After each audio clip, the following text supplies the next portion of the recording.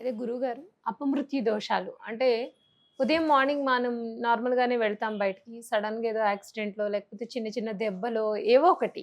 అలాగే అపమృత్యు దోషాలతో కూడా చాలామంది ఇబ్బందులు పడుతూ ఉంటారు. చెప్తూ ఉంటారు. నీకు ఇప్పుడు ఈ సంవత్సరం బాలేదు, ఈ 6 నెలలు బాలేదు, ఈ 3 నెలలు బాలేదు. జాగ్రత్తగా వెళ్ళు బయటికి వెళ్ళేటప్పుడు అని.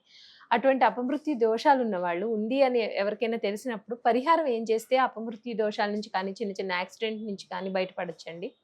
అమ్మ, ఈవేళ నువ్వు అడిగిన ప్రశ్నలో ఒక వ్యక్తిగతంగా చక్కటి ప్రశ్న ఏమిటంటే, అనారోగ్యాల నుంచి బయటపడడానికి జాతకరీత్యా ఇబ్బందులు ఉన్నవాళ్ళు ఏ రకంగా ఏ దేవుణ్ణి ఆరాధిస్తే మనం మృత్యుగండాన్ని బయటపడతాము, ఏ విధంగా పెడితే ఏ ఆరాధన చేసుకుంటే ఇలాంటి కష్టాలు బయటపడతామంటే అమ్మ, యాజ్ పర్ రూల్ ఏంటంటే వ్యక్తిగత జాతకాన్ని పరిశీలించాలి. ఈవేళ నేను ఇంట్లోంచి బయటకు వెళ్ళా, అనుకోకుండానే స్లిప్ అయిపడ్డా రోడ్డు మీద. దేనివల్ల? అలాగే ఇంటి 10 అడుగులు దాటగానే స్కూటర్ మీదే పెడుతున్నా, స్లిప్ అవడం, వెనకాల నుంచి వచ్చేవడం గుద్దడం, పడిపోతూ ఉంటారు. ఇలా లక్షలు జరుగుతున్నాయి ఈవేళ రేపు. కానీ ఇవి కూడా కొన్ని పాటించవలసినవి ఏంటంటే అమ్మ, అసలు ఇంట్లోంచి బయటకు వస్తూనే తల్లినో అక్కనో భార్యనో ఎదురు రమ్మని బయటికి వెళ్ళడం వల్ల కొన్ని రకాలుగా సమస్యలు కంట్రోల్ అవుతాయి. ఎంత గ్రహబాధ ఉన్నా మగవాడి ఇంట్లోంచి పెడుతున్నాడంటే ఒక పని మీద గ్రహస్థితి బాగున్నప్పుడు తల్లి ఉంటే తల్లి, పెళ్లి కాని వాళ్ళకి భార్య అవుతే భార్య, ఆఖరికి సిస్టర్, సొంత చెల్లు అక్క, ఇంట్లో ఉన్నవాళ్ళు జస్ట్ అలా ఏదో గుమ్మలోనే రోడ్డు మీద అక్కర్లే, ఆ అవతల గుమ్మలో ఆ అమ్మాయిని అక్కడ ఉండడం, వీడు కడప దాటి వెళ్ళిపోయి చెల్లు లోపలికి వెళ్ళి లేకపోతే అమ్మ లోపలికి కూడా. అయితే నాది ఇందులో ఒక చిన్న డౌట్ అండి. ఏంటంటే ఇప్పుడు మార్నింగే మగవాళ్ళు బయటికి వెళ్తారు, అప్పటికి ఇంకా ఆడవాళ్ళు స్నానాలు అవ్వకపోవచ్చు. ఉదయాన్నే లేచి వీళ్ళకి టిఫిన్స్ చేసి బాక్సులు ఇచ్చే హడావిడిలో కొంతమంది ఇప్పుడు స్నానాలు తర్వాత చేస్తారు, అయినా సరే ఎదురు రావచ్చా? చక్కగా స్నానం చేయాలని లేదు దానికి అసలు. అక్కడ కూతురు వచ్చిన అదృష్టం. ఆడపిల్ల ఇంట్లో కూతురు ఉందంటే అసలు ఆ పిల్ల ఎదురొస్తేనే అన్నీ మంచి జరుగుతాయి చక్కగా. ఇంకో శాస్త్రం ఏంటంటే, ఇక్కడ ఈ ఎదురులో రకాలు ఏంటంటే అమ్మా, ఈ గ్రహబాధల గురించి చెప్తున్నాను. అంటే అనారోగ్యాల కారణం కానీ గ్రహబాధల వల్ల తట్టుకుని జాతకంలో ఏ వ్యక్తికి ఏం నడుస్తుందో చూసి వాళ్ళ వలన వాళ్ళు ఇబ్బందులు పడుతున్నారన్న దానికి కూతురే నాన్నకి ఎదురొస్తే ఆ తండ్రి ఏం చేయాలంటే అమ్మాయికి చేతిలో 10 రూపాయలైనా పెట్టి చక్కగా పెడితే ఆ వేళ ఎంత, అది భార్యకైనా సరే తప్పు కాదు, అది అక్కొస్తే అక్కకైనా సరే 5ో 10ో చక్కగా పెట్టి టక్మని వాడు లోపలికి వెళ్ళి మనం బయటకు వెళ్ళిపోవడం వల్ల కూడా అనర్థాల నుంచి బయటపడడానికి ఈ యాక్సిడెంట్లే కాదు తప్పిస్తాడు, ఆ మోరే తప్పిస్తూ ఉంటుంది. ఇకపోతే ఈవేళ రేపు 100కి 90 యాక్సిడెంట్లు పర్ డే ఇవాళ 100కి 90 యాక్సిడెంట్లు మహానగరంలో జరుగుతున్నాయి.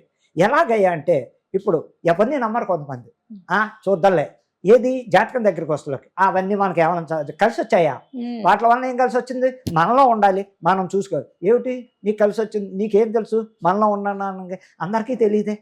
ఓ జాతకుల దగ్గరకో ఎవరో పెద్ద ఆయన దగ్గరికి వెళ్ళి, ఎవండి ఈవేళ నాకు డేట్ ఆఫ్ బర్త్ ఇస్తా, నాకేముంది, ఏ నక్షత్రం నాది, ఈవేళ నక్షత్రం తెలియని వాళ్ళు లక్షల మంది ఉన్నారు ఇంకా ఇప్పటికీ. అలాంటప్పుడు ఏం చెయ్యాలి అంటే, వాళ్ళ డేట్ ఆఫ్ బర్త్ చెప్పి, ఏమండి ఇప్పుడు నాకు ఎలా ఉంది మధ్య, అసలు ప్రతి దానికి ఇబ్బందులు వస్తున్నాయి, బయటికి వెళ్తే కాలు చెయ్యో దెబ్బ తగులుతోంది, ఇంట్లో కూడా జారిపోతున్నాను, ఇంట్లోనే నేను బాత్రూమ్కి వెళ్ళి జారిపడ్డాం, ఇలాంటివి కూడా బయటికి వెళ్ళకుండా ఇంట్లో కూడా స్లిప్ అయ్యి గడప తన్నుకు పడిపోయిన వాళ్ళు కూడా జరుగుతున్నాయి. అయ్యా ఒక్కసారి చూడరంటే ఆయన డేట్ ఆఫ్ బర్త్ ప్రకారంగా వాళ్ళ జాతకం చూసి, నక్షత్రం బాబు నీది ఇది, నీకు ఈ నక్షత్రం, నీకు ఇందులో శని మహాదశ నడుస్తుంది, లేకపోతే ఏలినాడు శని నడుస్తుంది, అలాగా చంద్ర మహాదశ నడుస్తుంది, రావు మహాదశ నడుస్తుంది. అలాంటప్పుడు నువ్వు తీసుకోవాల్సిన జాగ్రత్తలు ఏమిటాయి అంటే, ఇప్పుడు శని మహాదశ నడుస్తున్నావు కాబట్టి నువ్వు ప్రతి శనివారం ఆంజనేయ స్వామికి, వెంకటేశ్వర స్వామికి ప్రదక్షిణాలు చేసి ఆ సింధూరం నుదుట పెట్టుకోవడం వల్ల కూడా ఈ యాక్సిడెంట్లు కానీ నీలో ఉన్న గ్రహబాధలకు బలాన్ని ఇచ్చే ఆ శని కంట్రోల్ అవ్వడానికి ఆంజనేయ స్వామి చక్కగా పరిష్కారం ఇస్తాడు. అలాగే వెంకటేశ్వర స్వామి ఆ గుడిలోకి వెళ్ళడం, ఆంజనేయ స్వామి వెంకటేశ్వర స్వామి ఉన్న గుడిలోకి వెళ్ళడం, ప్రదక్షిణాలు చేయడం, చక్కగా దండం పెట్టుకోవడం. అలాంటప్పుడు ఈ దర్శనం అయిపోగానే నవగ్రహాలకి నూనె నువ్వులు నల్లగొడ్డ ఆయన్ని వేసి వెనక్కి తిరిగి చూడకుండా వెళ్ళిపోతే మళ్ళా వచ్చి కాళ్ళు కడుక్కుని మండపంలో కూర్చోకూడదు, శని లాస్ట్ని కొలవాలి. అలాగే రావు మహాదశ నడుస్తుంది, వాళ్ళు ఏం చేయాలంటే ప్రతి మంగళవారం దుర్గాదేవి గుడికి వెళ్ళడం, హాయిగా అమ్మవారికి అర్చన చేయించుకోవడం, నుదుట ఎంత కుంగం పెట్టుకోవడం, అలా 9, 10, 11 ప్రదక్షిణాలు చేసి ప్రతి మంగళవారం విడవకుండా, లేకపోతే అమావాస్యకి పున్నానికి కూడా అమ్మవారి ఆరాధన చేసుకుంటే రాహు కంట్రోల్లో ఉంటాడు. ఆ రాహు కంట్రోల్లో ఉండాలి. 18 సంవత్సరాలు రావు మహాదశ జరుగుతుంది. ఆ 18 సంవత్సరాలు రావు మహాదశలో చేయవలసిన రెమెడీలు ఏంటంటే, అమ్మవారిని బాగా పెట్టడం, అమ్మవారి గుడిలో పులిహారలు కానీ ఇలాంటివి ఇంట్లోంచి తయారు చేసి అక్కడ భక్తులు మన చేత్తో చక్కగా ఒక కప్పుల్లో వేసి పంచి పెట్టడం వల్ల కూడా మనలో ఉన్న గ్రహబాధ కంట్రోల్ చేస్తూ ఉంటుంది. అలాగే రాహు దశలో గోమేతకం మధ్యవేలుకి వెండితో చేయించుకుని పెట్టుకోవడం వల్ల కూడా రాహు కంట్రోల్లో ఉండి వెళ్ళిన చోటల్లా ఇబ్బందులు తగ్గిస్తూ ఉంటారు. అనేక రకాలుగా ఏది ఎలాగున్నామో అపమృత్యుగండం తప్పించడానికి 2 మార్గాలు ఉన్నాయి. అపమృత్యుగండాన్ని అనస్పట్టుడికి అపమృత్యుగండం వచ్చింది అంటే దానికి 2 పరిష్కారాలు. ఓం త్రియంబకం యజామహేశ సుగంధ పుష్టివర్ధన్ ఉరూరబంధనాత్ ముచ్చో నమామ్యం అన్న ఈ మంత్రాన్ని మృత్యుగండం నుంచి తప్పేది ఈ అపమృత్యు మంత్రానికి ఇదే. అలాగే నమస్తే అస్తు భగవాన్ విశ్వేశ్వరాయ మహాదేవాయ త్రింబకాయ త్రిపురాంతకాయ త్రికాల కాలాగ్నే నీలకంఠాయ రుద్రాయ మృత్యుంజయాయ సర్వేశ్వరాయ సదాశివాయ శ్రీమాన్ మహాదేవాయ నమః అన్న మంత్రం కూడా నోటికొస్తే చదువుకోవడం వల్ల కూడా ఎన్నో సర్వేశ్వరాయ విద్మహే స్థూలహస్తాయ ధీమహి తన్నో రుద్ర ప్రచోదయాత్ రుద్రగాయత్రి అంత పవర్గా చక్కగా చేసుకోవడం వల్ల తప్పకుండా అపమృత్యు నుంచి దాటించి వాడు ఆ శివుడే. అపమృత్యు గండాన్ని నుంచి బయటపడడానికి చక్కగా శివుణ్ణి ఎంత నమ్ముకుంటే ఆయనకి ఎంత ఆరాధన ఎంత మంత్రం రుద్రం నమ్మకం చదువుకున్న వాళ్ళు వస్తే చదువుకోవడం వల్ల కూడా ఇది గండాల నుంచి యాక్సిడెంట్ నుంచి అనారోగ్యం నుంచి బయట పెట్టాలి. అనస్పట్టుగా కూడా అనారోగ్యం వస్తూ ఉంటుంది. పుట్టుపుణ్యాన్ని వాళ్ళు హాస్పిటల్ ఫాలో అవుతారు, ఏం లేదంటారు. అక్కడ ఏమిటంటే గ్రహ బాధని మనం చూసుకోవాల్సిన బాధ్యత ఉంది. అక్కడ జాతకాన్ని ఒక్కసారి చూపించుకుని దాన్ని తగ్గట్టుగా రెమెడీలు చేసుకోవడం వల్ల తప్పకుండా ఈ గండాల్లోంచి అపమృత్యు గండాల నుంచి బయటపడతారు. బయటపడడానికి ఆస్కారం ఉంది. దాన్ని బట్టి చక్కగా పరిష్కారం చేస్తూ ఎలాగమ్మంటే ఈవేళ కొన్ని రకాలుగా ఇబ్బందులు ఎలా వస్తున్నాయంటే అనస్పట్టుగా వచ్చేస్తున్నాయి అనుకోకుండా. పాపం వాడికి ఆ రోజు బాగున్నా సరే ఇంటికి వస్తువులకు ఏదో ప్రమాదం. పాపం ఇంటికి వస్తువులోకి చెప్పలేము. ఏమిటి ఇలా జరిగింది? మన కర్మ సిద్ధాంతం, మన గ్రహస్థితి ఎఫెక్ట్. లేకపోతే ఒక్కొక్కళ్ళు ఎదురు రాకూడని వాళ్ళు ఎదురు వచ్చినా కూడా ఎదురు చాలా ముఖ్యం అని చెప్తారా?